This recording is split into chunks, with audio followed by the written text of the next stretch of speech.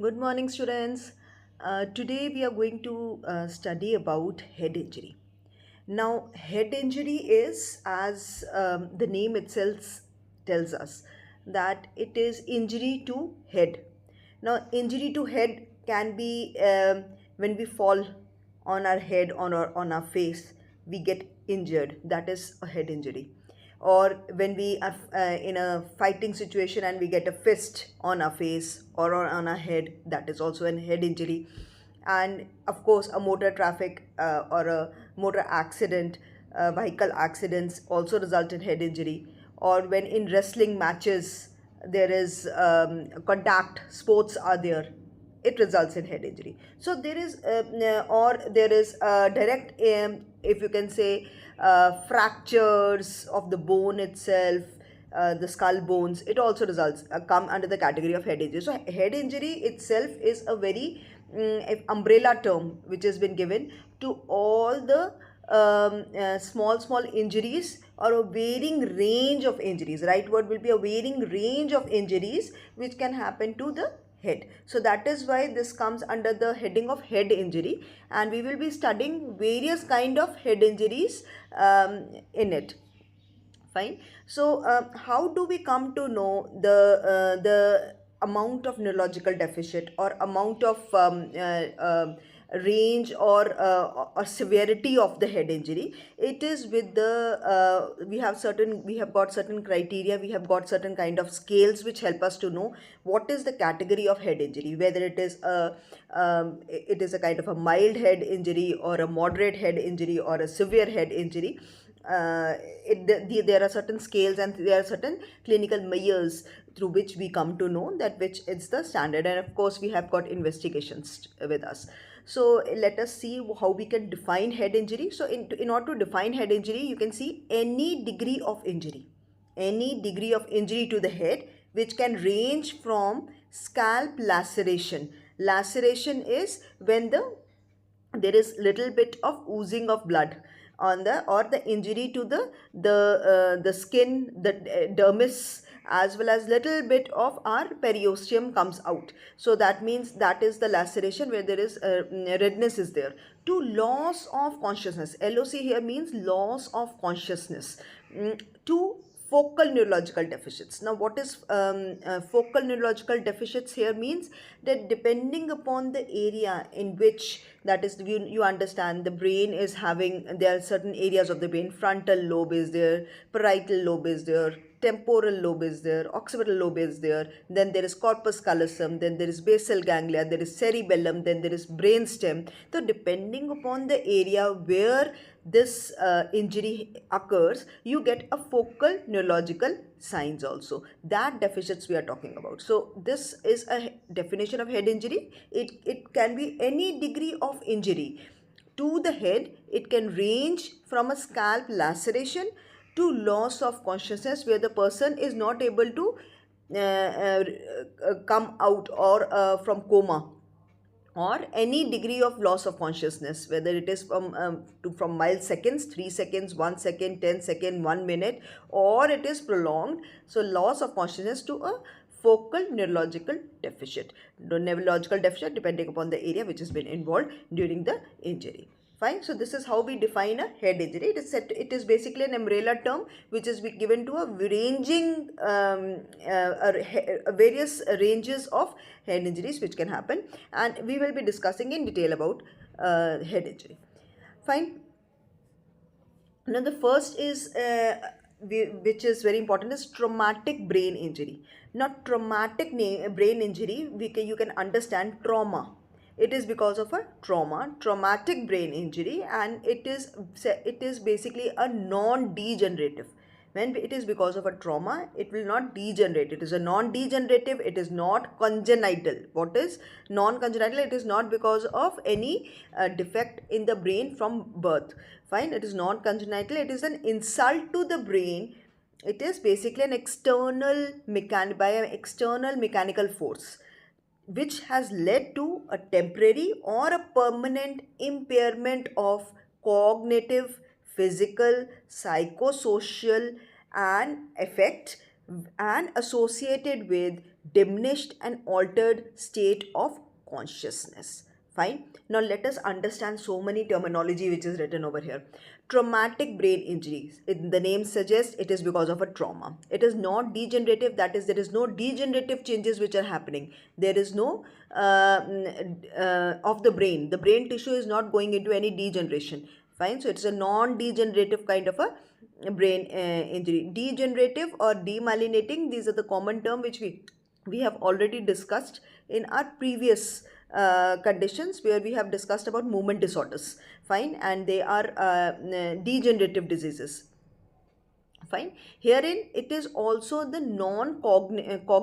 congenital. Non-congenital means that is not, it is not it is not resulting from any birth defect. Fine. So it is because of trauma. It is non-degenerative, it is non-congenital, and it is an insult to the brain from an external mechanical force. Any force can be there. The person is standing. You get an example. So from when you attend duties you come to face on daily basis, these mechanical external forces can be, the person is standing and suddenly something fall from the head, from the top of the building, so and it drops on the head. So that can be a simple injury. External force or is there. So external mechanical force, it can result in, this can be a simple, if it is a simple like a pen, it will not affect so much, but if it is a brick, then it will affect, so it will have a permanent effect on the brain. So there can be a temporary or a permanent impairment of cognitive. Now what is cognitive means?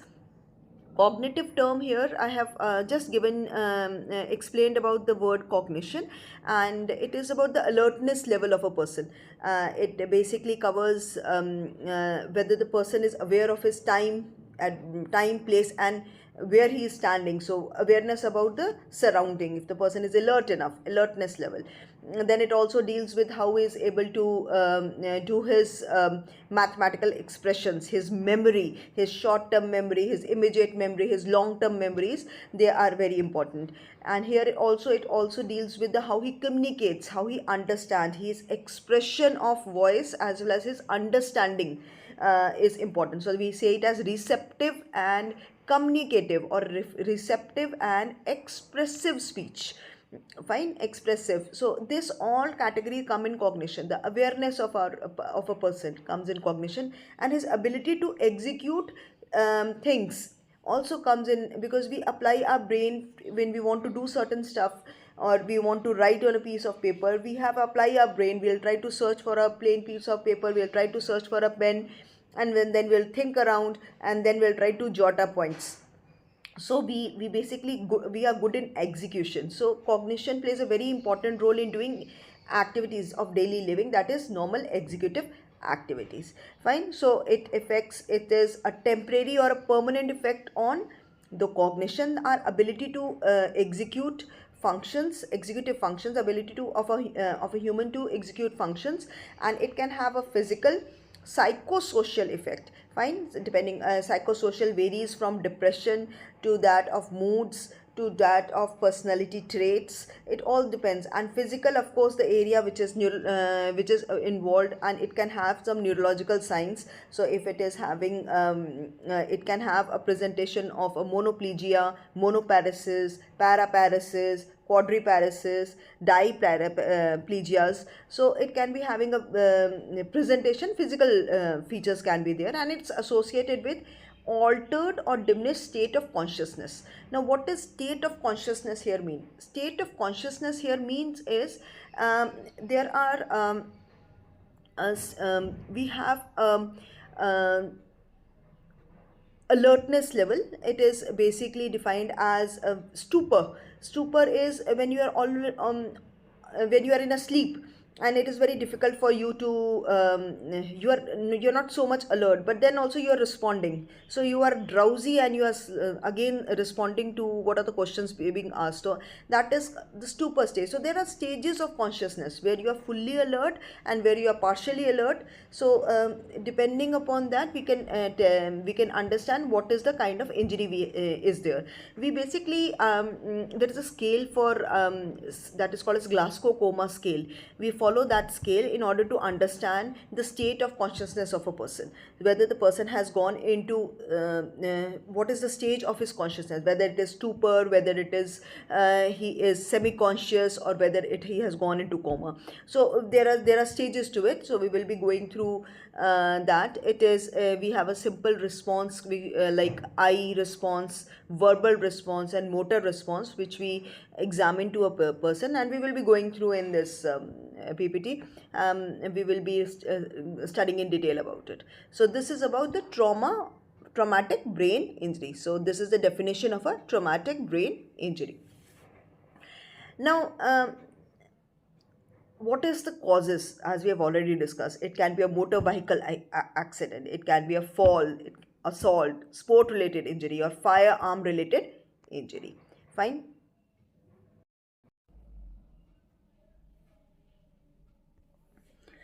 Now, it is highest among adolescents, young adults, and lower in after older age, that is 75, and 50% of the major trauma deaths are due to traumatic brain injury. Vehicle crashes are the leading cause, and falls are the second leading cause of traumatic brain injury. So head injury or a traumatic brain injury is the term which has been given. We in head injury we include every and traumatic is we can use the same term for them. Okay, motor vehicle crashes is 44%, falls is 26%, assault is 9%, and firearms is 8%. Now, if we can see, death occur at 3 points in this time of injury, and this is very important thing. Immediately after the injury, the death can occur. Within 2 hours after injury, and within 3 weeks after injury. Now, please keep note of these 3 points. We will be studying different conditions in which this presentation happens. It can be immediately after the injury, or it can be within 2 hours after injury, or within 3 weeks of injury. This there can be death. So there is different reason, and there is different cause of this presentation or this death. To understand this, let us see first the layers of brain. Now you can see from this diagram, there is skin is there. Then we have periosteum. Then just after the periosteum, you can see the bone. And you can see this is a spongy bone. Fine. And then we have the layers of our brain, that is dura mater, arachnoid, and pia mater. Now you can see the dura is the outer lining, the blue color surface or the blue color layer, and arachnoid is basically having all kind of blood vessels in it. This, though it is not visible here, in the next figure it will be visible. This is completely full of blood vessels, and there is a little bit space, subarachnoid space, which is basically filled with cerebrospinal fluid. And then we have the covering to the brain, that is called as pia mater. Fine. So this is the layers, and this is important because the injury, the depth of injury is very much important in understanding the range of head injury. Fine. And the next, this you can see the dura mater is the first. Can you see the blood vessels, how they are placed? So any damage to the arachnoid, the you can see the subdural space, the subarachnoid space, which is full of arteries and our blood vessels. And then you can see the pia mater, and then you can see the cerebral cortex. This is the cortex. So you can see it is the arachnoid space is full of blood vessels. So you can understand if any injury to the arachnoid space at the level of arachnoid space can lead to the result in oozing of blood, and there can be formation of clots also. Okay? Anything which is at the not touching the dura mater can be a less mild, and the degree of severity of the disease or the severity of the injury depends upon the depth of penetration. Fine. You can see dura mater and arachnoid mater, and how if the pia mater is involved, then you can see the brain itself is getting involved. Fine. Now let us see the types of head injury. Now the first is the scalp lacerations. Then is the skull fracture. Lacerations are when we are at the level of skin and periosteum. Fine. The injury is where the exposure of the bone takes place. That is called as laceration. Scalp is involved, the skin is involved, and the exposure up to the periosteum is there. So that is called a slag. There is a oozing of a little bit of blood will be oozed because of the skin involvement is there, but it is external, it is not internal. So the injury is mild injury. Fine. Scalp lacerations. Second is skull fracture, whether it can be a linear fracture or a depressed fracture or a communicated fracture. There are different kind of fractures which can happen, similar to that of the long bones of our body. Then there is minor head trauma, and then it is major head trauma. Fine. We will be studying that in detail too. Now first let's see what is laceration. Can you see the figure? Now this is because herein you can see there is a oozing of blood is there. There is collection of brown blood which is there, but that is stopped. It is not affecting the loss of blood is very less, because you can understand the scalp itself is vascular, and there will be little bit of initially the blood will come out, and if it is not properly cleaned, then it can be a site of infection. So it is a minor type of a head injury, and herein the blood is because the scalp is vascular. Fine. The second kind of head injury is which is skull fractures.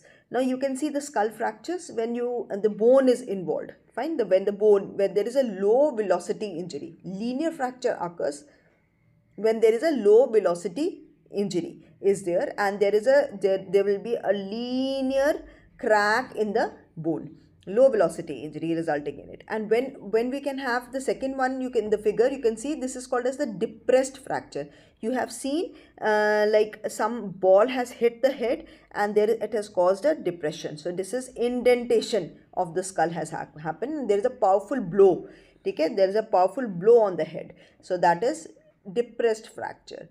And any kind of a linear low velocity injury is you can see this kind of an injury happens during wind glass injury, that is during application in car accidents, when there is sudden application of brake, and the person sitting on the front basically dashes or basically bumps into the wind glass. So that is why this injury happens. So low velocity injury results in a linear, and there is a powerful blow, indentation of the skull takes place in a depressed fracture. Then there is a communicated injury where there is multiple linear fractures are there, and the fragments of bones are there into small pieces. And then there is a compound fracture where you can see there is a depression or depressed skull fracture and scalp laceration. There is a laceration also and a fracture also, and which is communicating with the internal cranial cavity. That is, it has started. The scalp laceration is also there. The depressed skull fracture is also there, and it has disturbed the cranium. So that becomes into the category of compound fractures. So there is communicated linear fracture, depressed fracture, or a depressed fracture is also called as ping pong fractures. Like a ping pong ball, you can see how the depression in the skull is like a ping pong ball. So, and then there is comminuted fracture, and then there is a compound fracture. Fine.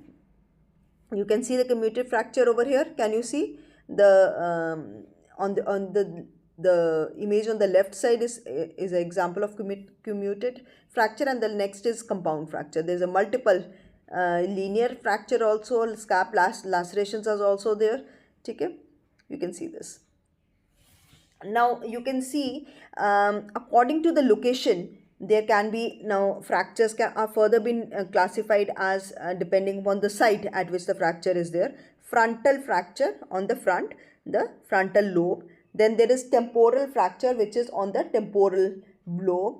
Then there is parietal fracture, and there is posterior fossa fracture. Posterior fossa fracture. Then basilar skull fracture. Basilar skull is at the base. If you cut open this, so this where you can see the preorbital fissures and everything. Okay. So, and there is an orbital fractures. Orbital, and this is basically at the skull. At this, if we make a section like this, this is the base of the skull will be there. So we can see the orbital kind of a fractures and basilar skull fractures. Fine.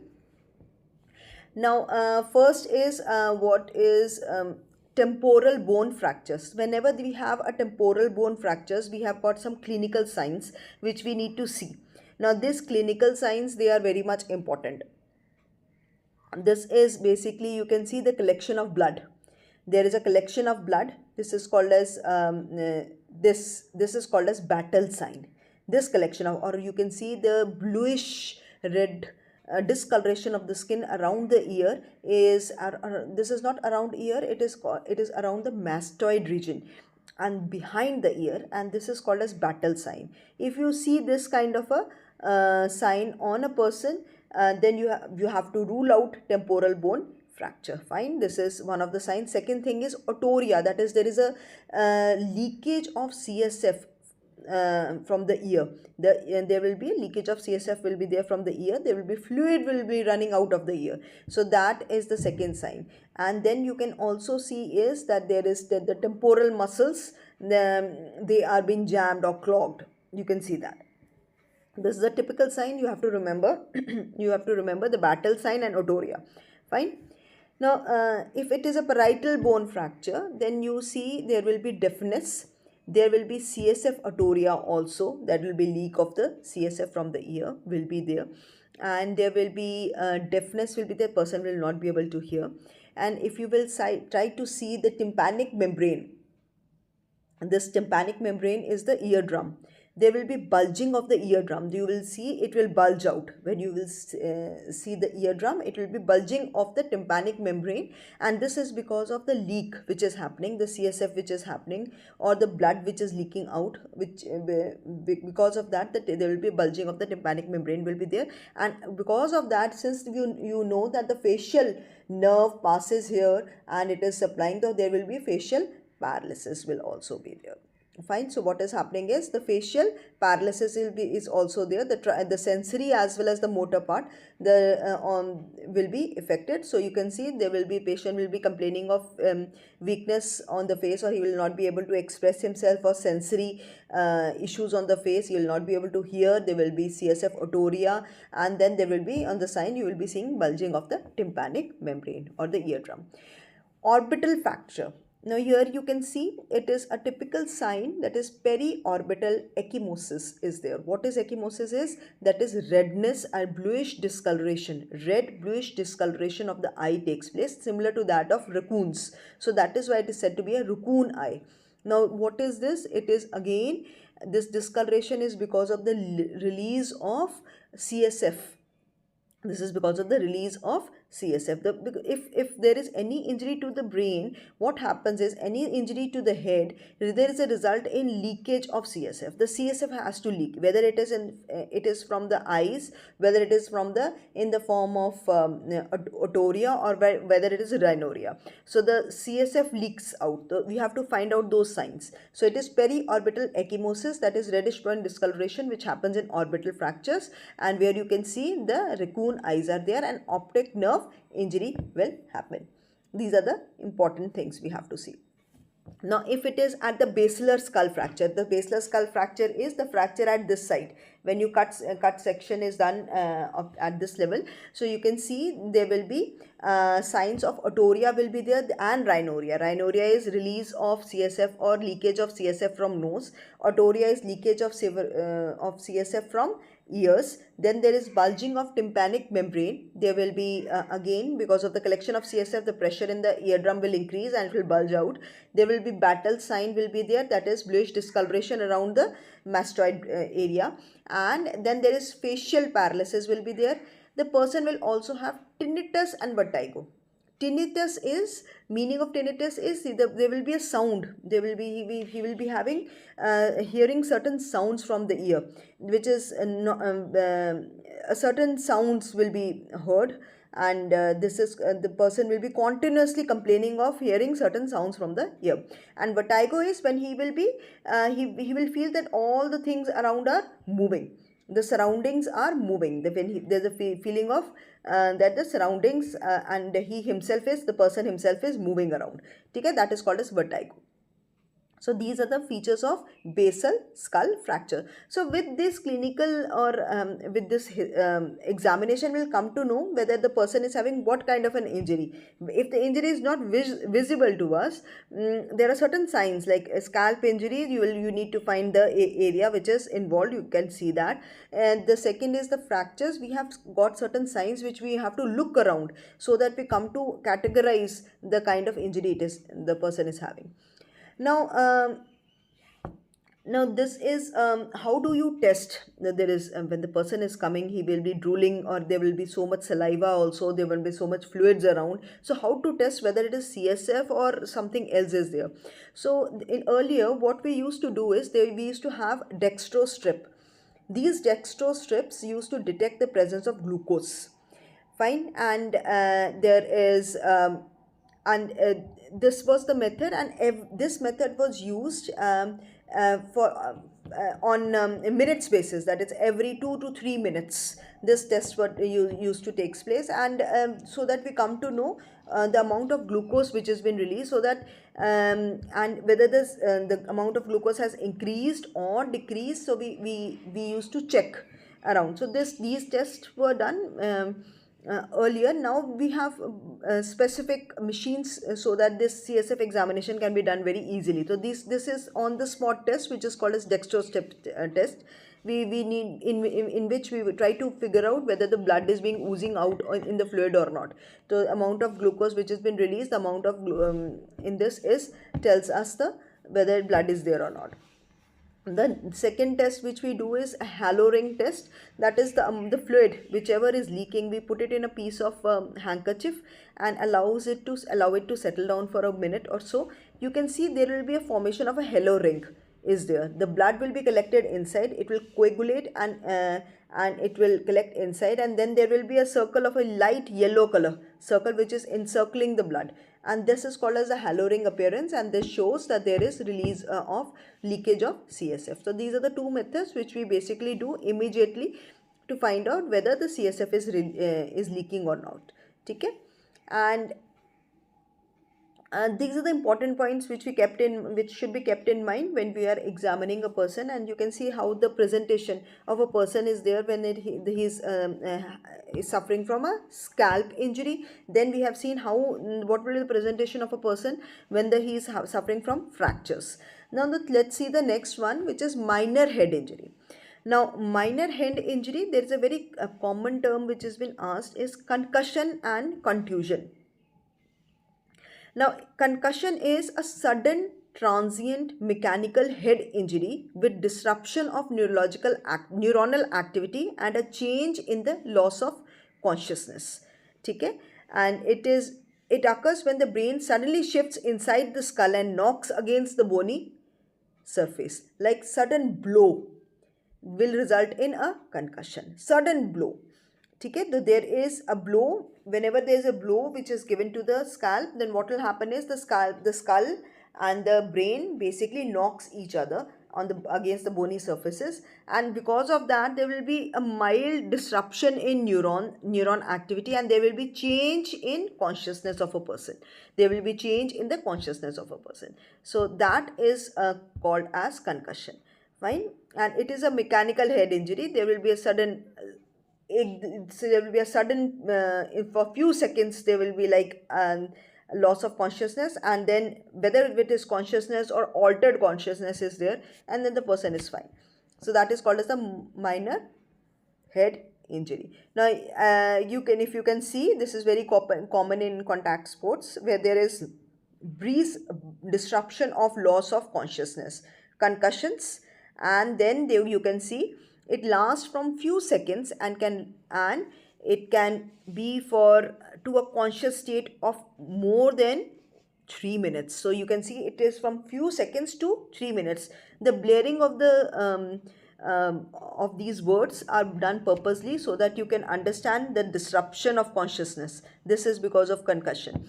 Amnesia is there will be loss of memory of that event, and just of that event and how this thing happened, how this blow was done or happened. This there will be amnesia or regarding the event or how this injury happened, and then there will be headache. So this is a typical sign of a concussion. There is a loss of consciousness, which is from few seconds, it may go up to level of 3 minutes, and loss of memory of the event, and then there is headache. They are the typical signs of concussion. Then is another thing is contusion.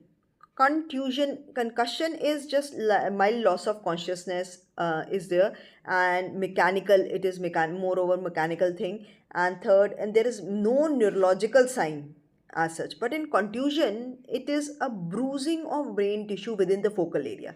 It is basically bruising of brain tissue within focal area, and it is usually associated with closed head injury. Now when the person is coming to us, there will be no signs and symptoms, but it is basically in the internal injury which has happened to the brain, or it is because of the bruise which has happened to the brain tissue, that is the brain itself, that area of the brain which gets bruised off. Okay, so depending upon which area is getting to, this is, you can see the brain, depending upon whether it is parietal or whether it is frontal, whether it is temporal, whether it is occipital, or whether it is whichever area is involved, you can see the symptoms. Now there is another term which is noticed over here, is called as coup and counter coup. Now coup and counter coup herein means, if I can show you, it is again during motor vehicle accidents, when the person who is sitting in the front along with the driver, and the driver applies sudden brake, then what happens is the front person, if he is not using his belt, seat belt, what will happen is that he will bang on the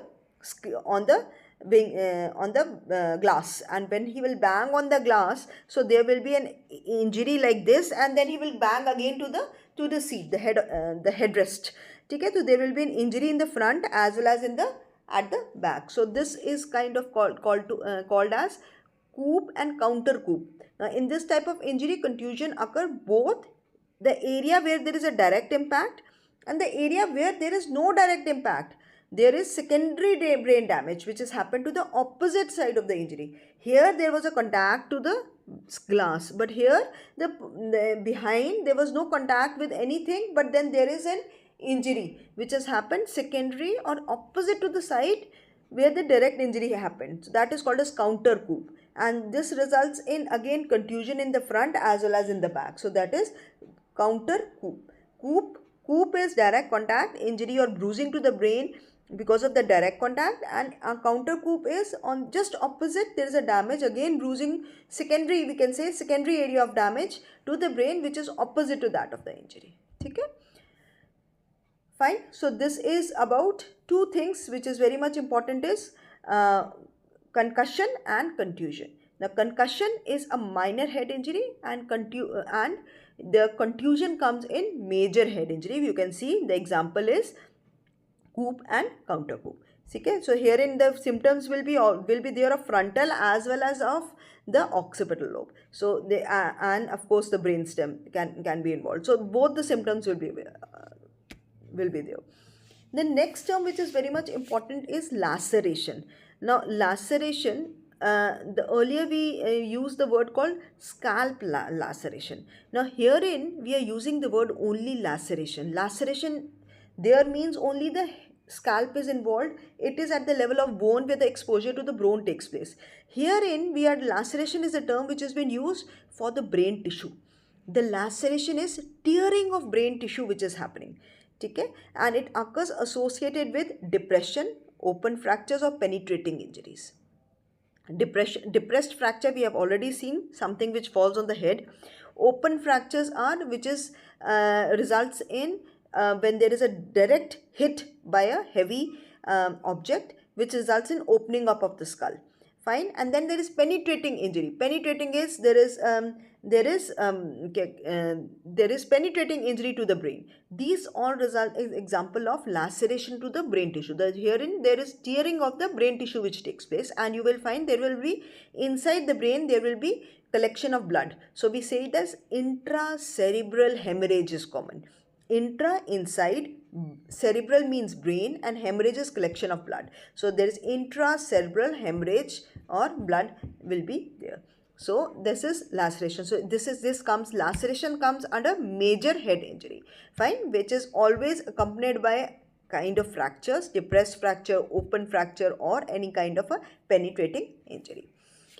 Now, whenever these things happen, then what are the second complications? This is very much important also. These are the types of head injury. Now what will happen? What are the complication of these head injury? Now in cases of major head injury, that is in cases of skull fractures and major head trauma, and that is contusion, laceration, there results in intracranial hemorrhage, that is inside the cranium, inside the brain there is a hemorrhage, that is leakage of blood loss. Okay, oozing of the blood takes place.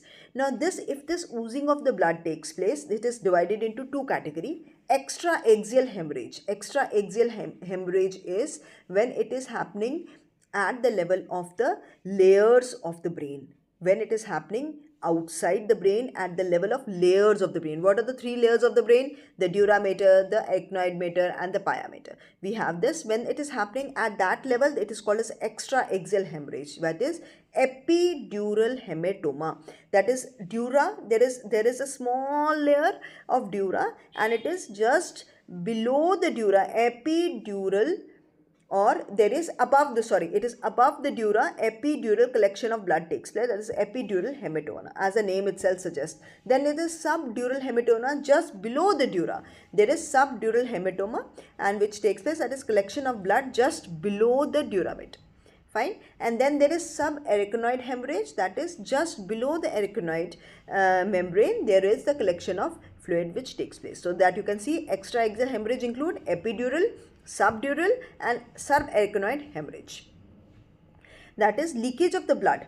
Now whenever there is an injury, there will be some leakage of the blood. Now where will be the leakage of the blood? It can be inside the duras or inside the dura, arachnoid, or pia mater, or it can be inside the brain. The inside the brain is given a category as intraaxial hemorrhage. Intraaxial hemorrhage, it is intraparenchymal hemorrhage or intraventricular hemorrhage. So intraventricular hemorrhage means the ventricles. We have got the lateral ventricles, we have got the third ventricle, fourth ventricle, foramen of Monro, where the passage of the CSF takes place. So any leakage or any damage, it can be intraventricular blood collection can be there, or blood loss can be there, or it can be intraparenchymal hemorrhage inside the, again, the lobes where it can happen.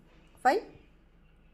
Now let us just briefly, we have just seen the names. Now I'm just giving you briefing up about this epidural hemorrhage and their typical signs. How do we come to know that these are a typical, you can see the images over here. Can you see the epidural hematoma, how it has been seen? It is just a figure which is oozing out on your left side. On the right side is subdural hematoma. You can see the size. You can compare the size of epidural to that of subdural. The size has increased. And now you can see the intracranial hematoma. When it is intracerebral hematoma, the size of hematoma you can see. Fine. So now you can understand whether the severity of the condition or the severity of the neurological deficits, how it will vary. Fine. Let us go in detail. Epidural hematoma. And epidural hematoma, it is a most common type of intracranial hemorrhage, and it results from the bleeding between the dura and the inner surface of the skull. You understand this. Now the blow can be blow to the temporal and parietal lobe bone, temporal and the parietal bone. And common bleeding is breakage of middle meningeal artery takes place, and venous is because of the dural venous sinus. So there will be breakage of meningeal artery and venous sinus. Fine. So epidural hemorrhage, it is between the dura and the inner surface of the skull, and the common site is temporal and parietal bone, and there will be breakage at the level of middle meningeal and dural venous sinuses. Fine.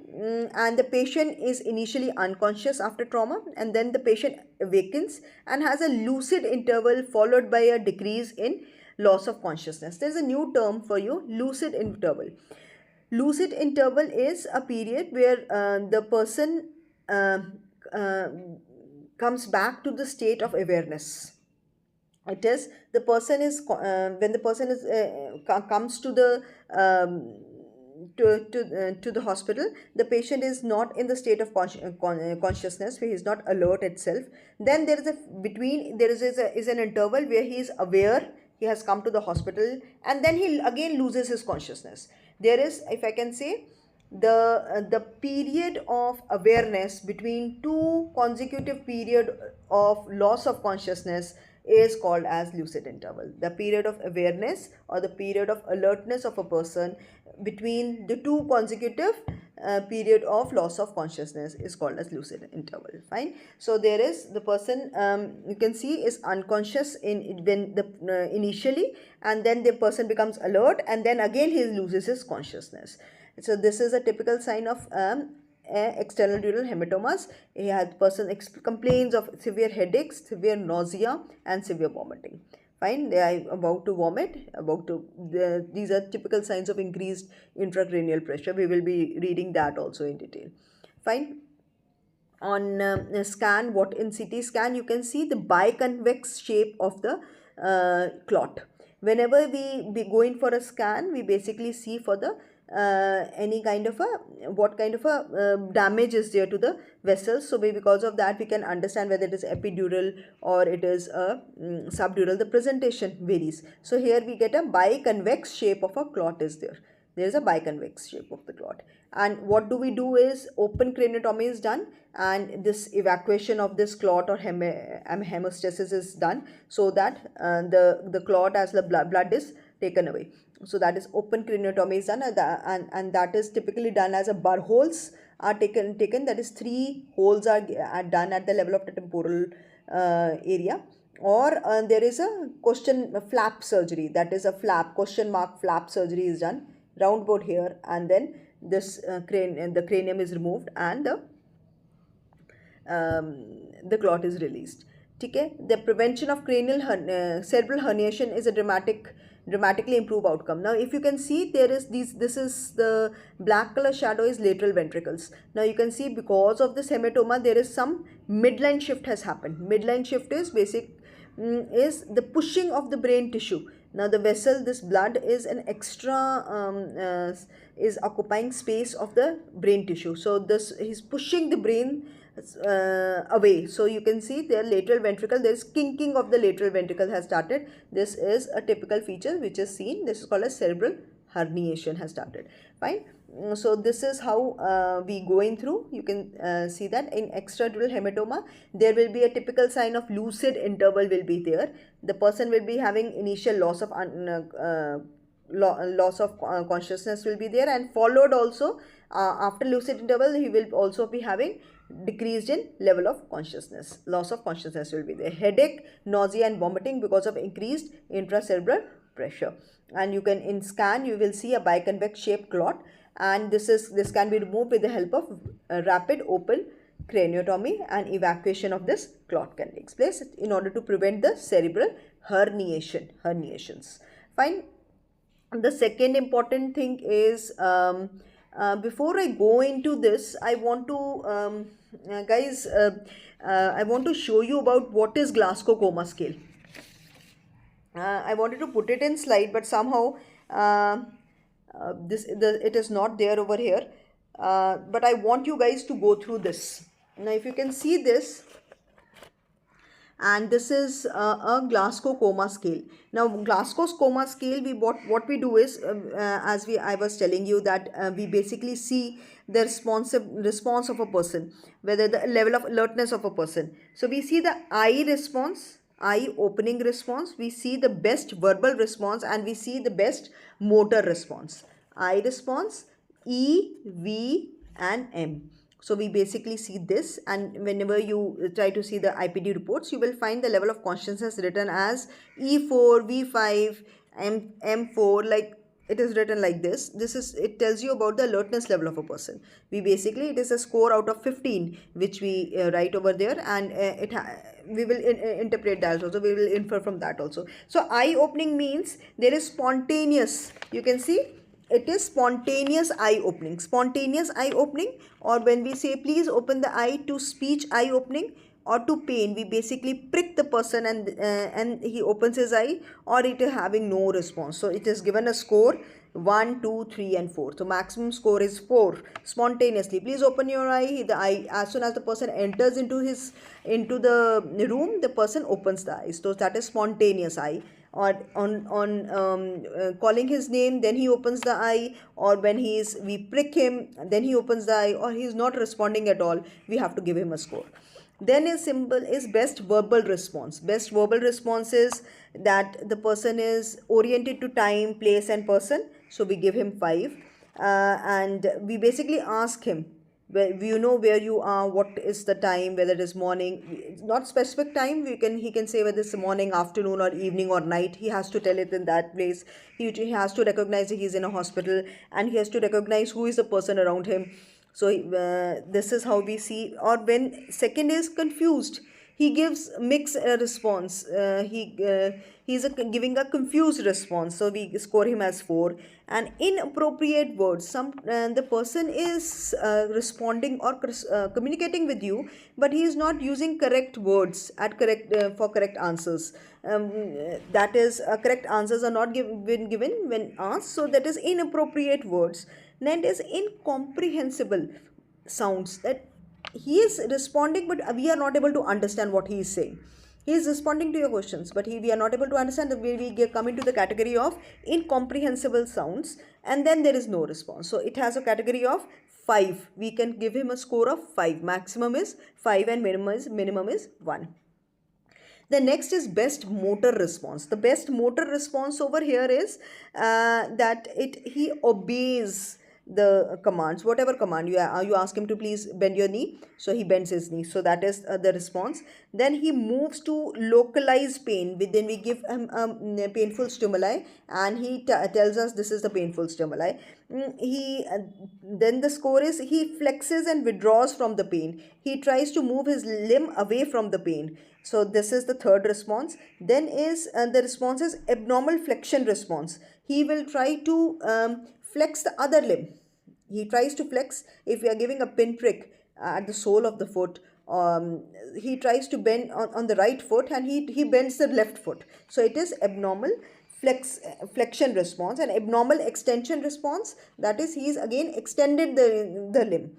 Fine. So that is, this shows the decorticate and decerebrate kind of a positioning. And last is no response. So this is the basic Glasgow Coma scale. And best response we have seen is 15.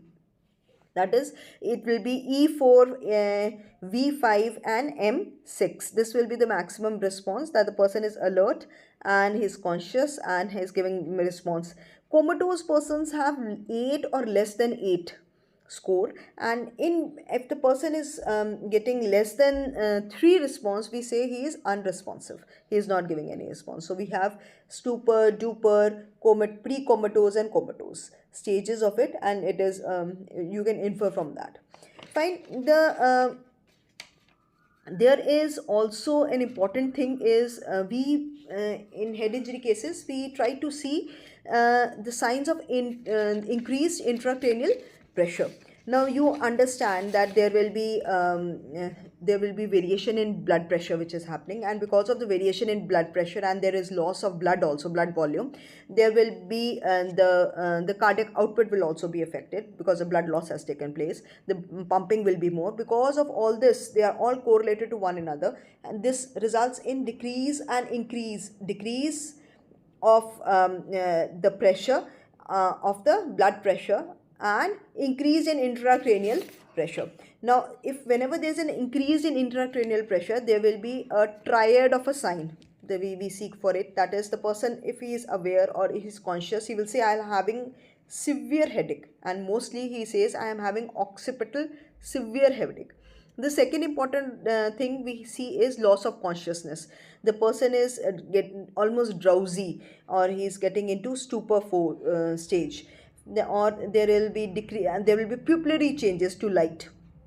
He will be there will be no constriction to dilatation, they will be always dilated. And then the next is the person will be having a projectile vomiting, severe headache, nausea and projectile vomiting, loss of consciousness with pupillary changes. When the person is having these kind of a symptom, they are the signs of increased intracranial pressure.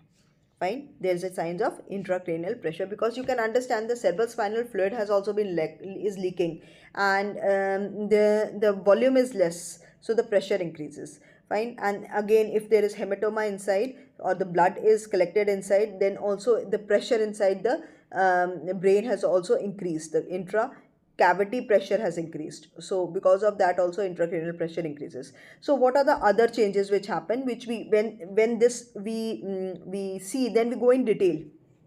Fine, we basically see in detail, then we see the posture of a person, whether the person is arms are in flaccid stage, or he is giving a decerebellate or decorticate kind of a response. So we have to see the position of a person, we see eye of a person, we see for any kind of a papular edema, that is pupil examination is done, and we see the arteries, and we see the dilatation of these arteries, and whether odematous is the or collection of fluid is there or not, vasodilatation has happened or not.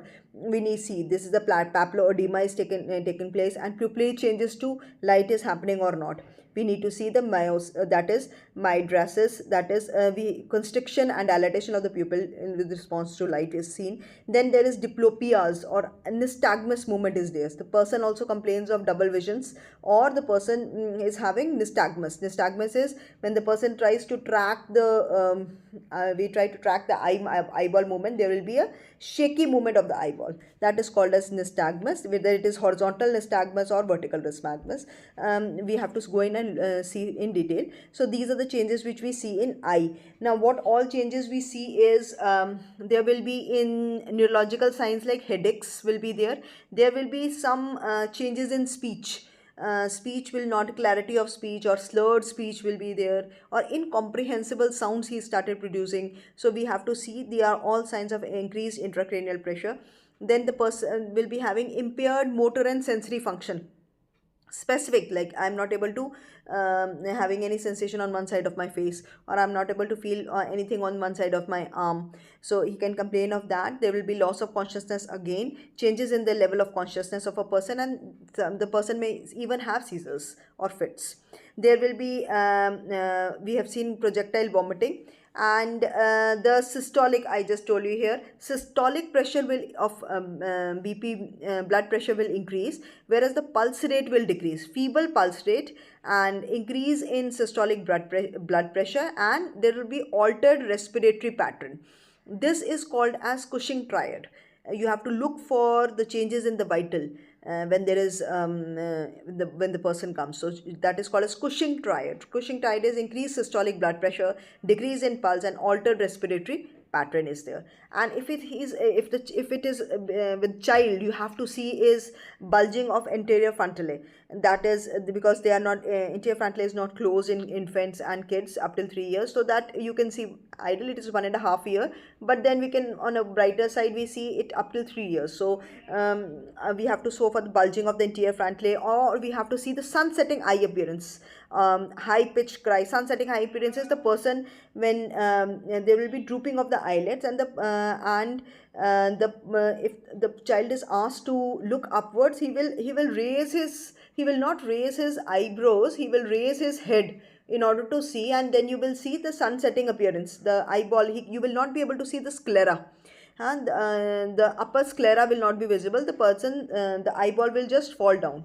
It is the sun setting eye appearance, and you will see the suture separation, cranial suture separation, and the person will be very irritable and will have a high pitched cry.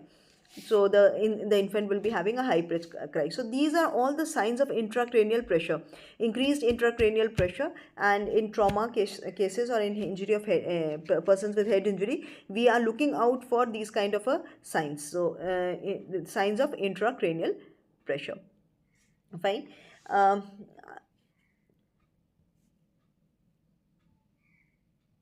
I will be ending this lecture here, and we will be in the second lecture. I will be continuing with the next part.